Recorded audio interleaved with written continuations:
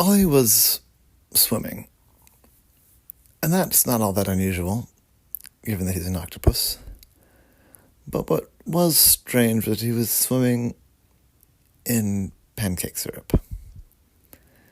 And not even maple syrup, but the fake stuff that's really corn syrup.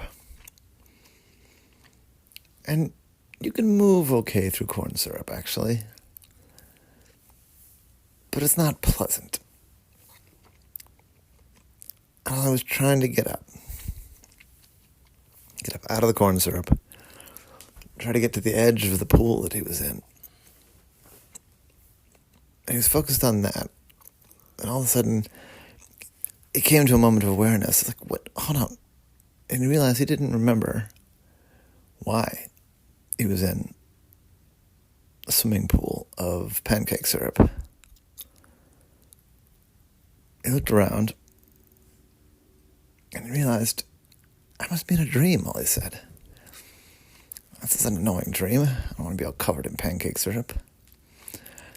How do you wake up from a dream, he said. Okay,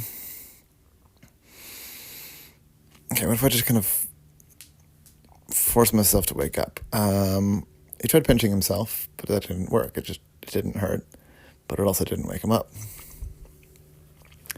He tried to call his brain back into his body. And he could sort of perceive himself in a bed. So he tried as hard as he could to wiggle his arms and kind of pull his way back to being awake. And after a minute, he woke up. He thought, but only for a second, because when he woke up, he was underwater. And that in and of itself, again, he can be underwater. But he was in the deep ocean. And Ollie doesn't really go to the deep ocean that often. He goes and visits. But he would have remembered if he'd taken a trip down. There was coral reefs and tropical fish and the whole 9 yards. He said, no, I'm still dreaming. It's kind of nice, but it's cold. I don't like the cold. I thought, what if I'm really cold whenever I'm actually sleeping? So he tried to feel the cold. He focused on it. He could sort of pull himself, and it felt like squeezing an egg through one of those machines that cuts an egg into a bunch of slices with wire. It felt like that. But he popped to the other side, and he was in the freezer section of a liquor store. Not the freezer section, but the fridge section, the walk-in fridge is what I'm trying to say. Ooh, it's cold in here. I don't need any beer. I also don't need any pre-made cocktails. No. Oh, what? Could I have fallen asleep in the cooler room of a liquor store? Probably not.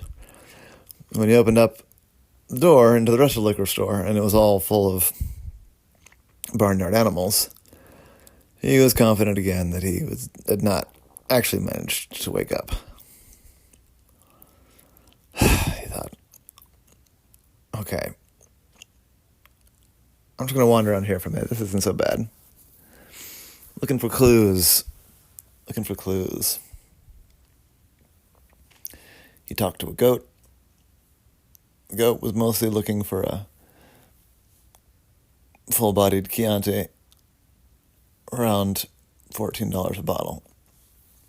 And that's not something Ollie knows a whole lot about. Figuring it was a dream, he climbed up on top of the shelf. And the store clerks were not happy about that, and they asked him to get down.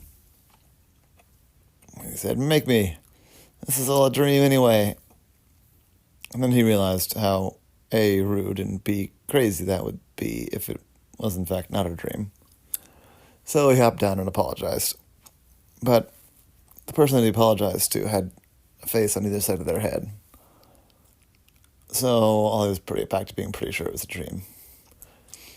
He tried to just run headlong into the bathroom door, like, not open it, just see if he could smack himself awake. And whack, he whacked right into the door, but as the pinch, it didn't hurt, but it also didn't seem to do anything. And now, he had a bruised spot that was kind of bothering him, actually. Maybe he'd hit the doorknob, but there was a lumpy bit on his back. It's uncomfortable. So he tried to feel that. He tried to put as much of his presence into that spot that felt uncomfortable as he could. And he was thinking about the spot and what it felt like. It didn't exactly hurt. It didn't hurt like he had just smacked into a doorknob with it. It felt, all I realized, like he'd been laying on something uncomfortable. That's it. Gotta be almost there.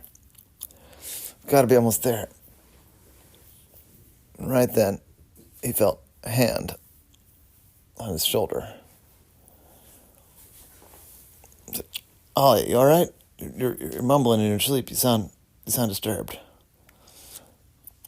Ollie looked around. Everything's quiet, clear. He was in a tent. He'd gone camping with some friends. He was in a tent. He was having a bad dream. He said, I'm all right. I'm okay. You ever have those dreams where you can't get yourself to wake up? I said, oh, yeah, I hate those. Yeah, I'm all right, though. Thank you. You got me out of it. Sure, glad to help. And Ollie laid back down. And then he looked back over. He realized that the person he'd been talking to was Abraham Lincoln, and they were glowing. Ollie thought, well, I'm just going back to sleep.